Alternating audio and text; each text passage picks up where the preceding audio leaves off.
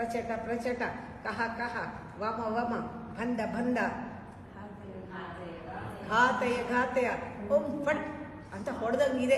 ಉಚ್ಚಾಟನೆ ಆಯಿತು. ತಿರುಗ್ತೀವಿ, ಈಗ ಕಾಣ್ತು. ಅಯ್ಯೋ, ಇಷ್ಟು ದಿನ ಇಲ್ಲೇ ಪಕ್ಕದಲ್ಲೇ ಇತ್ತಲ್ಲ ಗುಡ್ಡ,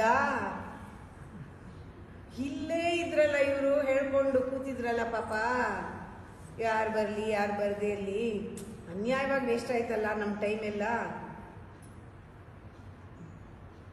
ಹೌದಾನೆ, ಅದಲ್ಲೇ ಇದೆ. ಅದಕ್ಕೆ ನಿಮಗೆ ಬೇಕಾಗಿದೆ ಅನ್ನೋದು ಆಯ್ತಲ್ಲ. ಈಗ ಸಮಾಜದಲ್ಲಿ ಬಹಳಷ್ಟು ಜನಕ್ಕೆ ಇಂಥ ಎಚ್ಚರ ಆಗಿದೆ, ಇಂಥ ದೃಷ್ಟಿಕೋನ ಬಂದಿದೆ, ಎಲ್ಲರಿಗೂ ರಿಯಲೈಸ್ ಆಗ್ತಾ ಇದೆ. ಕಷ್ಟಗಳು ಜಾಸ್ತಿ ಆಗಿ ಒಂದು ಮಟ್ಟಕ್ಕೆ ತಲುಪಿದ ಮೇಲೆ ಸಾಕಪ್ಪ ಅನಿಸಿ ವಾಪಸ್ ಬರ್ತಾ ಇದ್ದಾರೆ.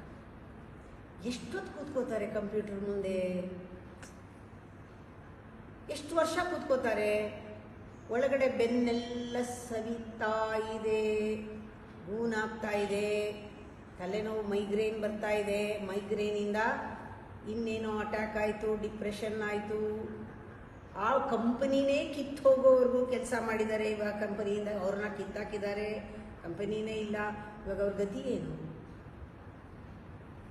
ಇವಾಗೆಲ್ಲ ಈ ಥರ ಆಗಕ್ಕೆ ಶುರು ಆದಾಗ, ಕೊಡೋದೆಲ್ಲ ಕೊಟ್ಟ ಮೇಲೆ, ಎಲ್ಲ ಕಾಯಿಲೆ ಬರ್ಸ್ಕೊಂಡ್ಮೇಲೆ ಕಂಪನಿನೇ ಇಲ್ಲ. ಆ ಕಂಪನಿಗೋಸ್ಕರ ರಾತ್ರಿ ಹಗಲು ದುಡ್ದಿದ್ದಾರೆ.